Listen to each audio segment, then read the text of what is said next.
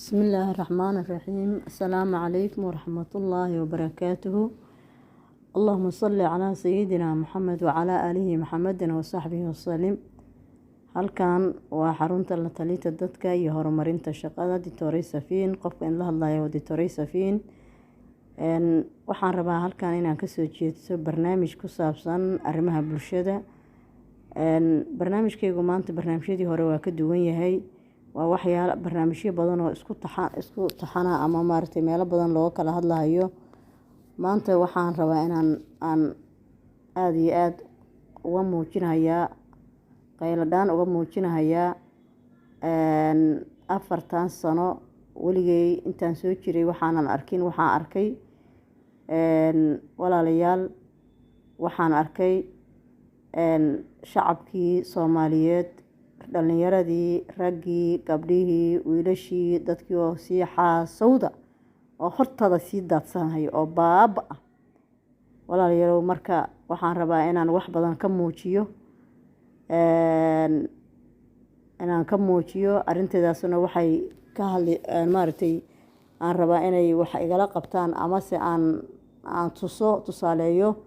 dadka intooda maaragtay waxgaradka ah sida hay'adaha maaragtay shaqeeya ama kuwa dawladda ama kuwa bareebadka ah,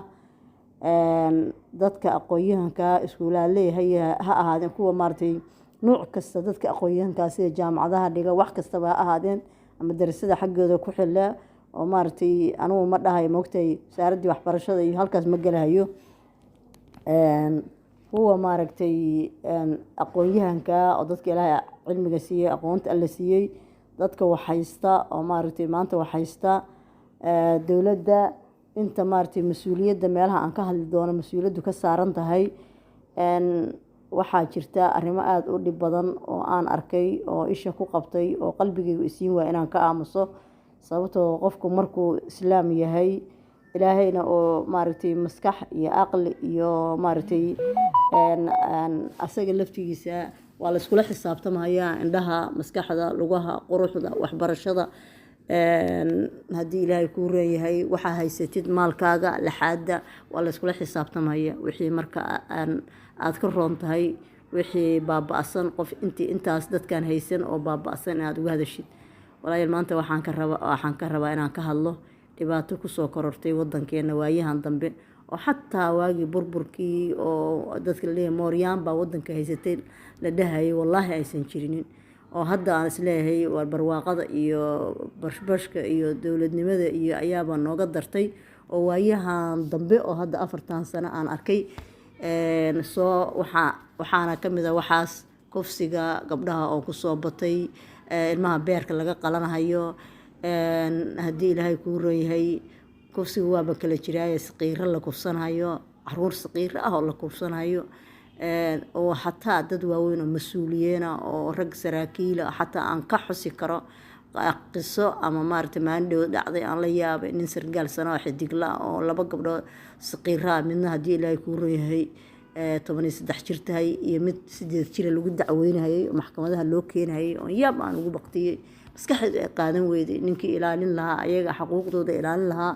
oo maaragtay aabanimo u dhowri lahaa oo maaragtay dawladnimo iyo madaxtinimo u dhowri lahaa oo sharaftooda ilaalin lahaa ayagii masqiira kufsaday waa dhibaato waaye. waxaan kaloo arkay maaragtay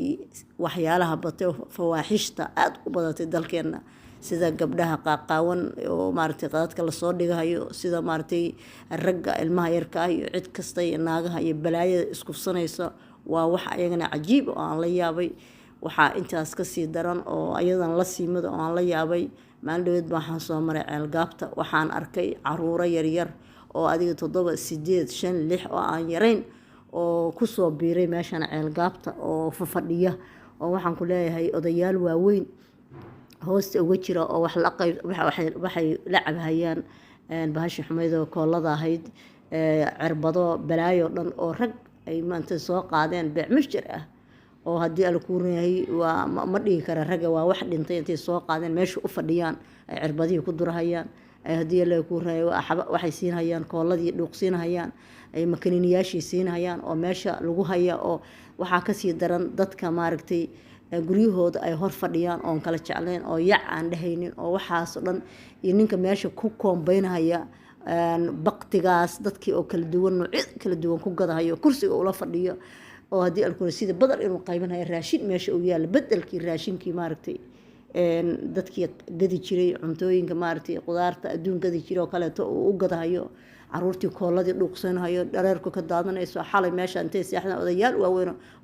guduhu iska bannaan yihiin dhex seexday hoosta ka seexday cunug yaro 6 jir iyo 5 jir hoostiisa gurigiisa shala ka soo cararay oo meelahaas markii kii soo cararay habartu xarxaarisaba balaayadan markii meelaha laga helo inta la soo kaxaysto luuqa laga soo galahayo oo rabbiina lagu haysanayo meesha lagu haysto waxaan kaloo la yaabay oo aad la yaab oo aad uga xumaad oo aad uga murugood oo iska ooy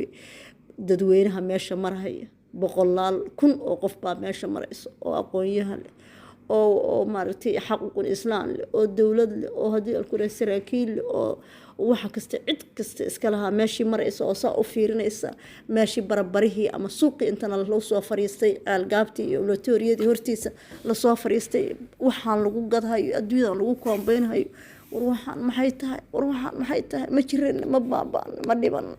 waxaan lagu koombeynhayo oo dadkeena iyo caruuraheena lagu duleynhayo oo eber looga dhigahayo mustaqbalkeedii lagu baabeynhayo oo cid ka dhicinaysaa jirin oo cid kala hadlaysaa jirin oo ciidankii meesha marahayaan oo dadkii aqoon-yahankii meesha marahayaan oo hay-adihii xaquuqul insaanku meerhayaan oo hay-adihii maaragtay dadku maaragtay u doodi jiray meesha ay marhayaan oo dowladdii dadkii ku xil saarnaa oo dowladda hoose iyo adduunya oo dhan iyo maalkii hawshaan qaban lahaa ay meesha ka fiirsanayaan walaalayaal waxaasan aniga la yaabay maxaa dhacay adduunkan maanta ma rabnaa maxaa nagu dhacay waxaan maxaan u fiirsanaynaa soo ilaahay aqli nooma yeelin soo ilaahay sharci nama siin soo ilaahay maskax nama siin soo ilaahay aqoon nama siin maxay tahay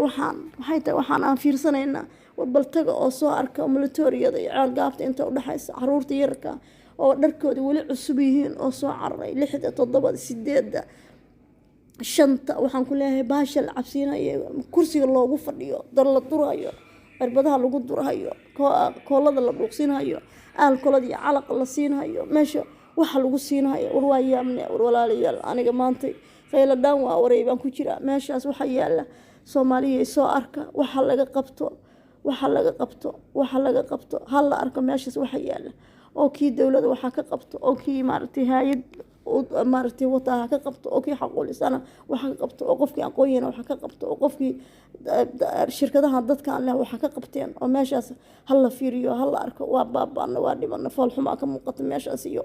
haddii maanta dalkeena la yiraahdo bal Muqdisho damaashaad loo soo marto waa meesha kaliya isha xamar weyn qof walba marayo oo qashinkii fadhiyo oo ciyaalkii dadkii saas u jiifaan naagiyo candadii u qaawantahay jiifaan oo ragii oo sidoo kale jiifaan oo caruurtii jiifaan war maxaan nahay ma dhimanay